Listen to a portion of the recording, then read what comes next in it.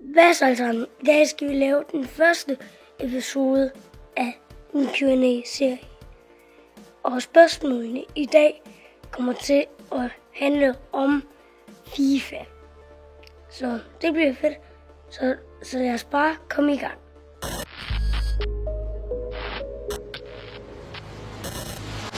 Så lad os komme i gang med første spørgsmål. Det første spørgsmål er for Kasper, Jakob og Lav. De spørger om, hvem er bedst til FIFA af dig og din storebror? Jeg vil ønske, det var mig, men det er min storebror.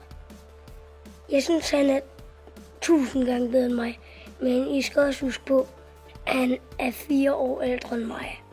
Så ja, det ville være lidt vildt, hvis jeg var bedre end ham. Det næste spørgsmål er for Frederik. Hvem er din yndlingsspiller i FIFA? Af dem, jeg har prøvet indtil nu, der er det nok Diego Costa. Han har det vanvittigste skud. Der burde stå 92 på den rekord i skud. Han har ikke hurtigheden, men han kan alt andet. Martin og Noah og nogle andre spørger, hvorfor spiller du FIFA 16?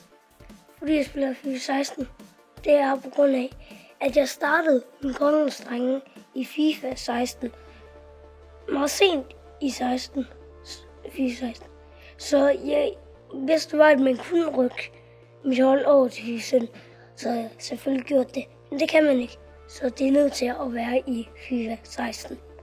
LELgaming.dk spørger om, kan du starte en adventure? Ja, det kan jeg godt, og det vil jeg også gerne.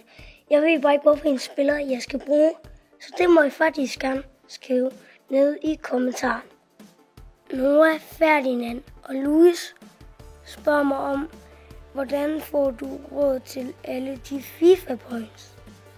Det er på grund af, at jeg sparer op i min lommepenge, og jeg får også nogle gange i julegaver og sådan noget. Så det er mega fedt, at jeg kan bruge dem på YouTube. Mathias har spurgt, hvordan får du så mange FIFA coins? Det er på grund af, at når jeg spiller kampen, så har jeg sådan en møntbonus, som det gør, at jeg får ekstra penge, så jeg tjener mange penge. DK Mario Hurtig har spurgt mig, hvad er dit mål med FIFA 17? Mit mål med FIFA 17, det er at få et helt Real Madrid-hold, fordi at det er mit yndlingshold. Og det sidste spørgsmål er for Sebastian. Han spørger, hvorfor skriger du, når du får en inform eller en walkout? Det er fordi, jeg bliver så glad, og det er sjældent, jeg får en. Så ja, det er mega sindssygt for mig. Det var det for den her episode af min Q&A. Husk at smide et like, hvis du vil se mere af det her Q&A nu.